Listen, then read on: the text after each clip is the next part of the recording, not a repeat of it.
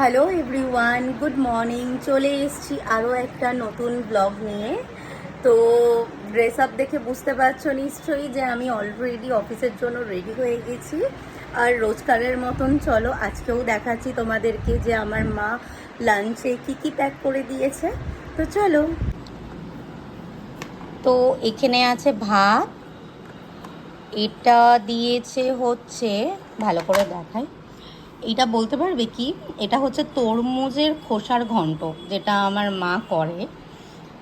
এখানে আছে হচ্ছে মাছ, এইদিকে আছে চিংড়ি মাছ মানে এঁচোড় চিংড়ি, এইদিকে আছে টক দই, এখানে আছে তরমুজ, আর এটার মধ্যে আছে হচ্ছে চিড়ে। মানে আজকে আমি ব্রেকফাস্টে দই চিড়ে খাবো, তো তাই দই দিয়ে চিড়ে দিয়ে খাবো।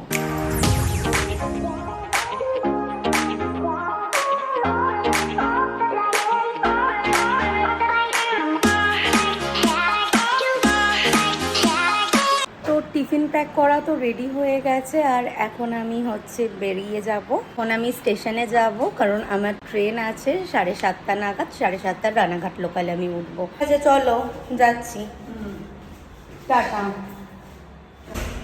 তো এখন বেরিয়ে পড়লাম। এই যে আমি সিঁড়ি ইউজ করছি, এই জায়গাগুলো আমাদের বাড়ির পুরো খালি। এখন উঠবো রিক্সাতে, রিক্সা কাকু নিচে দাঁড়িয়ে আছে। এই মানে 1তলা থেকে 4তলা মানে প্রচুর কষ্টকর, কিন্তু যখন ফিরি তখন আমি লিফটই ইউজ করি। যাওয়ার সময় যেহেতু সিঁড়ি ভাঙতে তো খুব একটা কষ্ট হয় না, মানে নামার জন্য খুব একটা কষ্ট হয় না, তাই জন্য সিঁড়িতে দিয়েই নামি, ওঠার সময় লিফট ইউজ করি। তো চলো।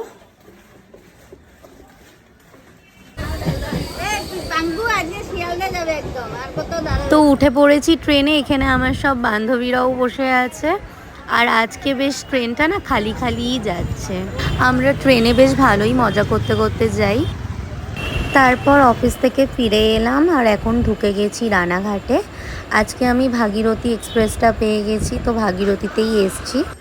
তো আমি এখন উঠে পড়েছি লিফটে, মানে জাস্ট ঢুকলাম বাড়িতে। এখন দেখছি রানাঘাটে বেশ ওয়েদারটা ঠান্ডা ঠান্ডা, দেখলাম বৃষ্টিও হয়েছে, কিন্তু আমার অফিসের ওইদিকে বৃষ্টি হয়নি। মানে রাস্তাঘাট দেখলাম ভিজা, তার মানে নিশ্চয়ই বৃষ্টি হয়েছে, আর ওয়েদারটাও বেশ ভালো আছে। তো বাড়িতে ঢুকে একটু হাত পা ধুয়ে অ্যাজ ইউজুয়াল রোজকারের মতন শরবত খেয়ে নিলাম। তো ভিডিওটা এখানেই শেষ করছি।